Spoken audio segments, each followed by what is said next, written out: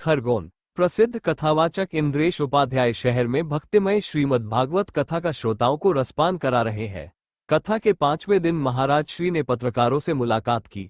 उन्होंने धर्म, गौवंश, अध्यात्म के साथ ही पाश्चात्य संस्कृति को लेकर पूछे गए सवालों का बेबाकी से जवाब दिया।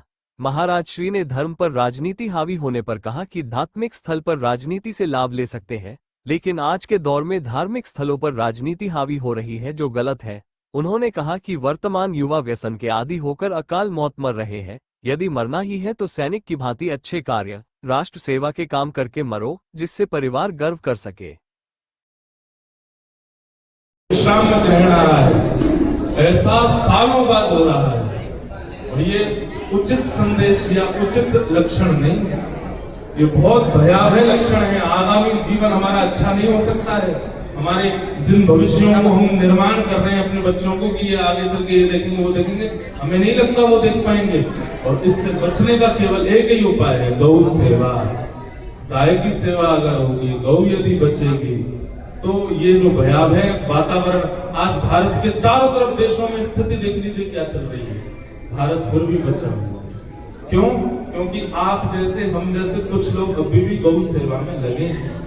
जिस दिन गौ सेवा शून्य हो जाएगी, उस दिन भारत की भी वही दशा हो जाएगी जो आज बाकी के देशों की हो रही है। हमने कुछ दिन पहले हुई कथा में एक बात कही थी। मैं विदेश यात्रा पर था, वहां मुझे पता चला कि बीफ एक्सपोर्ट में सबसे ऊपर नाम भारत का है। अब इसमें गलती किसकी है? राजनेताओं, राजनीतिज्ञों की। उन लोगों को ये विचार करना चाहिए, वो वहां पर बस भारत का फायदा देखते हैं कि हमें विदेश से डॉलर्स मिलेंगे या धन मिलेगा, भारत का उससे उत्थान होगा, और उस बात को सोच करके वो ये क्रिया कर रहे हैं। पर हम लोग क्वांटिटी पर ध्यान दे रहे हैं, क्वालिटी पर ध्यान नहीं दे रहे।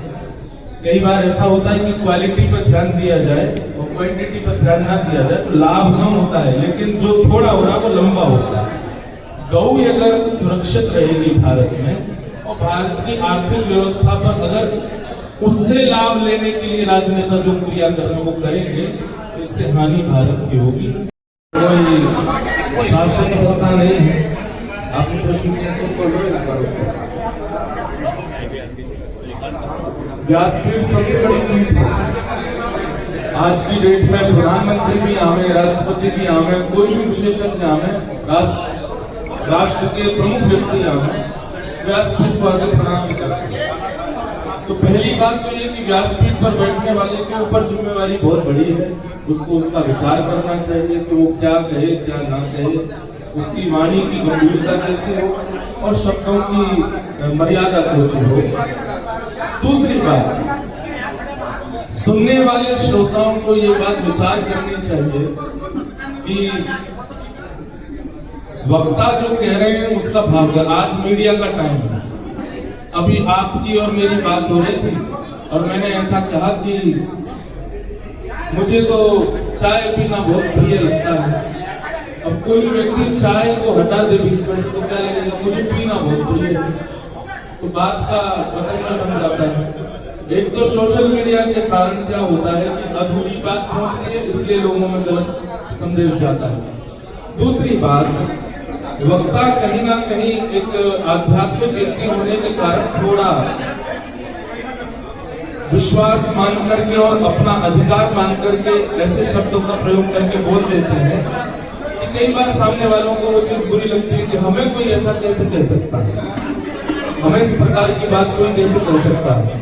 जैसे अभी हाल में प्रेमानंद जी महाराज ने एक वक्तव्य दिया, जिसको लोगों ने बिल्कुल गलत रूप में ले लिया, जो कि गलत था नहीं, वो था तो उचित है। लेकिन आज का व्यक्ति ये चाहता नहीं है कि मुझे कोई रोके, मुझे कोई टोके, मुझे कोई बताए। लेकिन भैया व्यासपीठ का काम क्या है? व्यासपीठ का काम केवल यही थोड़ी है कि केवल राम जी ने धनुष कैसे उठाया, तोड़ा कैसे, वरमाला कैसे हुई, रावण का वध कैसे हुआ, केवल इन्हीं विषयों पर चर्चा करें। आपका जीवन कैसे सुधरेगा, इसकी जिम्मेवारी क्या है?